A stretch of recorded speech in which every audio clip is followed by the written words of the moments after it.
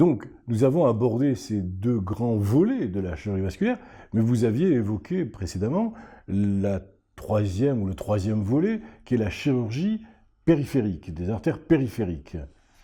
Alors la chirurgie des artères périphériques, elle est très ancienne. C'est une chirurgie que nous avons pratiquée depuis maintenant très très longtemps, sous forme de pontage, sous forme C'est ce de qu'on appelle le pontage aortofémoral. orthofémoral, exactement, le pontage orthofémoral, ou alors fémoro-poplité ou fémoro-jambier, suivant l'étage de la pathologie incriminée.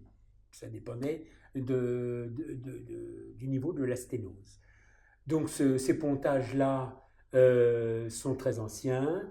On a pu les pratiquer de deux façons, soit par une prothèse en dacron ou en Gore-Tex, c'est-à-dire en silicone, soit par du matériel homologue, c'est-à-dire la veine du patient qui est prélevée. Alors, dans quel cadre pratiquez-vous ces interventions? Ah ben dans le cadre, Quelles sont les maladies qui sont pourvoyeuses de ce type d'intervention? Alors, ces maladies pourvoyeuses sont évidemment dépendantes, comme je vous l'ai dit tout à l'heure, du tabagisme, de l'athérome, du diabète, de tas de pathologies, de l'insuffisance rénale, de tas de pathologies associées, ou alors simplement du terrain du patient qui fabrique de l'athérome. On ne sait pas encore très bien pourquoi. Il y a des tas de recherches là-dessus et les médicaments ne sont pas encore d'une efficacité prodigieuse.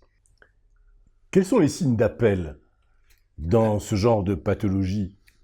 Alors les signes d'appel pour les membres inférieurs, c'est souvent ce qu'on appelle la claudication intermittente, c'est-à-dire la limitation du périmètre de marche qui gêne beaucoup les gens dans leur autonomie, puisqu'ils observent progressivement leur périmètre de marche diminuer, et diminuer même d'une façon considérable si la sténose est très serrée. D'ailleurs, ça se mesure. Mais les patients à qui nous nous adressons dans l'interrogatoire que nous faisons nous disent je peux faire 100 mètres et j'ai mal, ou 200 mètres, Exactement. ou je monte un demi-étage. C'est quelque chose que l'on entend. Ça fait partie, en tout cas, de l'interrogatoire. Tout à fait. Et ils ont ce qu'ils appellent une crampe, parce qu'ils ressentent ça comme une crampe musculaire. Et donc, ça nous permet de chercher cette sténose et d'envisager son traitement.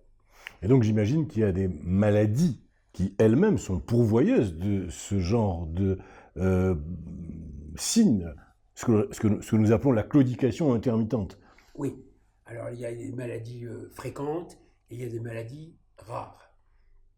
Parmi les maladies fréquentes, il y a bien sûr le diabète, il y a bien sûr l'hypertension artérielle, il y a surtout le tabagisme, qui n'est pas une maladie, mais je le répéterai jamais assez. Et donc, ces gens-là, eh bien, sont demandeurs, surtout s'ils sont jeunes, et même s'ils sont très âgés d'ailleurs, à une réparation.